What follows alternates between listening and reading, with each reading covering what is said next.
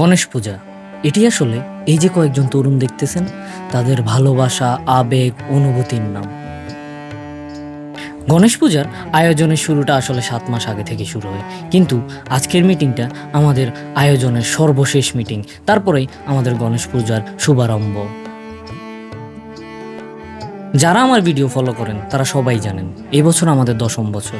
আসলে ফেনী শহরে 2016 সালে কয়েকজন ছেলেপেলে মিলে এই গণেশ পূজা শুরু করে। তখন শুধু পুরো জেলাতে একটি পুজো হতো, কিন্তু বর্তমানে পুরো জেলাতে প্রায় 15 থেকে 16টি পূজা হয়। এটি আমাদের বিশেষ একটি পাওয়া। যেহেতু 10ম বছর উপলক্ষে এবার আমাদের গণেশ পূজা 4 দিনের, তাই আমি আমার এই ভিডিওগুলো 4টা বা 5টা পর্বে সাজাবো। আজকে গণেশ দেবতার আগমনের ভিডিও আপনাদের মাঝে তুলে ধরবো। একটু পরেই আমরা যাব গণেশ ঠাকুরকে আনতে। এই যে আমাদের গণেশ ঠাকুর, কানা দাদুর হাতের ছোঁয়া আসলেই অন্যরকম। কতই না সুন্দর লাগতেছে আমাদের গণেশ ঠাকুরকে। সারথীরা প্রায় সকলেই চলে এসেছে গণেশ ঠাকুরকে নেওয়ার জন্য। একটু পরেই আমরা গণেশ ঠাকুরকে নিয়ে আমাদের মন্দিরে যাব। যাকে দেখতেছেন উনিই কানা দাদু, আমাদের প্রতিমার কারিগর। আমাদের ছোট্ট গণেশ ঠাকুরকে ট্রাকে তোলা শেষ, এবার বড় গণেশ ঠাকুর উঠবে।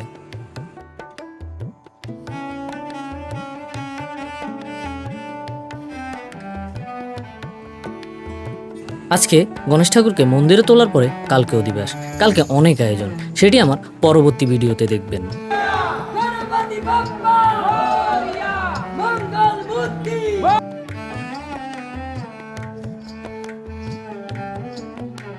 এই তো এখন আমরা গণেশ ঠাকুরকে ট্রাকে তুলব। আমাদের ঠাকুর অনেক বড় হয়, গণেশ ঠাকুরকে ট্রাকে তোলাটা অনেক কষ্টসাধ্য হয়েছিল।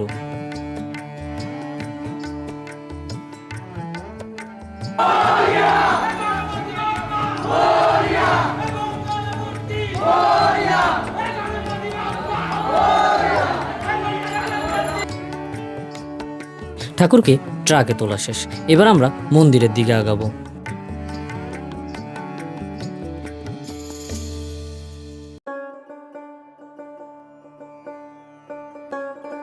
গুরুচক্র মন্দির থেকে জয়কালী মন্দির বেশি দূরে না, মাত্র 5 মিনিটের পথ।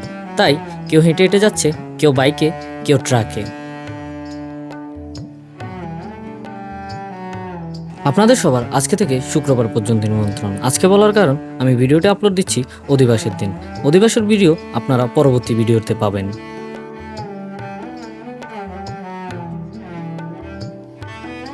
চলে এসেছি মন্দিরে। একটু পরেই আমাদের ঠাকুরকে আমরা প্যান্ডেলে তুলব।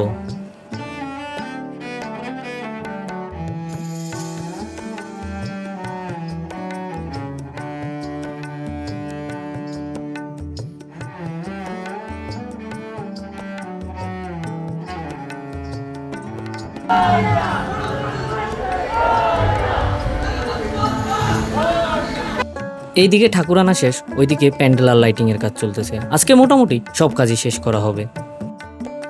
ফেনী থেকে যারা ভিডিও দেখতেছেন তাদের উদ্দেশ্যে কিছু কথা।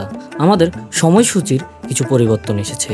যেমন অধিবাসের দিন কবিভাগের গীতা প্রতিযোগিতা 10টার বদলে 1:30 হবে, আর 28 তারিখের চিত্রাঙ্কন প্রতিযোগিতা সকাল 10টার বদলে দুপুর 1:30 হবে। তাই সবাই ওই সময় অনুযায়ী আসবেন। আমাদের গণেশ ঠাকুরকে প্যান্ডেল উঠানো হচ্ছে। সবাই বলুন গণপতি বাপ্পা মরিয়া, মঙ্গল মূর্তি মরিয়া, জয় গণেশ। আজকের ভিডিও এখানেই শেষ। পরবর্তী ভিডিওতে আমি অধিবাসের ভিডিও দেব। এভাবে ধাপে ধাপে আমি সবগুলো ভিডিও দেব, তাই সবাই ধৈর্য ধরে ভিডিওগুলো দেখবেন। আর অবশ্যই ভিডিওটি কেমন হয়েছে কমেন্টে জানাবেন। ভিডিওটি ভালো লাগলে লাইক, ফলো, শেয়ার দিয়ে পাশে থাকবেন। সবাইকে নমস্কার।